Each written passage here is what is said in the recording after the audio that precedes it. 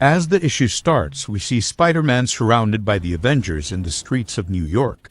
After the previous warehouse fight, Spider-Man acquires the Resequencer, which can be used to reshuffle a person's mind without them even noticing. The Avengers ask Spidey to hand the device over, but Peter tells them that they are being mind-controlled by someone called the Grand Manipulator. He tells them that he's behind all of this and they are being played by him. Cap says, "It's not us who are being mind-controlled, it's you." Spidey replies, "Isn't that something a mind-control person would say?"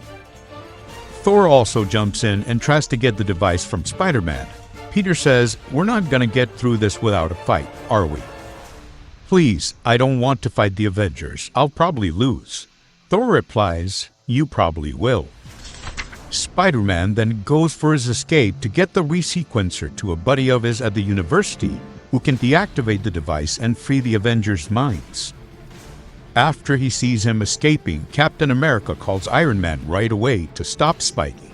Tony grabs him, and immediately after, Spider-Man deactivates Tony's suit and swings away.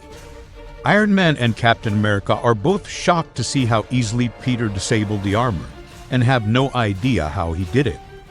Black Panther mentions that Spider-Man is a highly intelligent individual, and that he's had 12 hours to come up with ways to defeat them. She-Hulk sprints at Spider-Man, throws a punch, which he dodges and leaps over her. While he's in mid-air, Captain Marvel grabs him by the throat, asking him to hand over the Resequencer. Spider-Man says, "I'm sorry about this, Carol," and shoots a pill in her mouth, which expands and fills up with webbing. He tells her not to panic and that the webbing dissolves in 60 seconds as he swings away.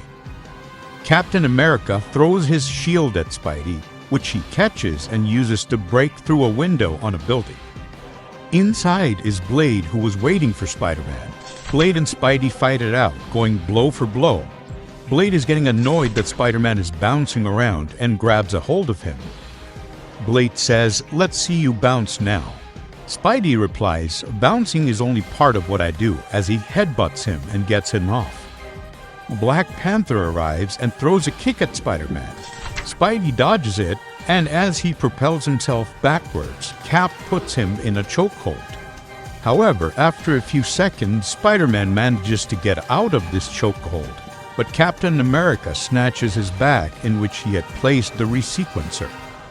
But when Cap opens the bag, it's empty, and we see Spidey with the device in his hand and something else, a web bomb. He throws it at all three of them, and it overwhelms and restrains them at the spot. When Spider-Man continues to swing away, Thor appears and grabs him by his shirt. Spider-Man says, "Hi, Thor," proceeds to take off his top and says, "Bye, Thor." The Avengers are now looking for a topless Spider-Man and have no luck finding him. When finally Iron Man spots him and lets the team know. They surround Spidey once again and Thor gives him his shirt back. Spider-Man gives the Avengers the Resequencer, and they're surprised and suspicious to see how easily he surrendered it.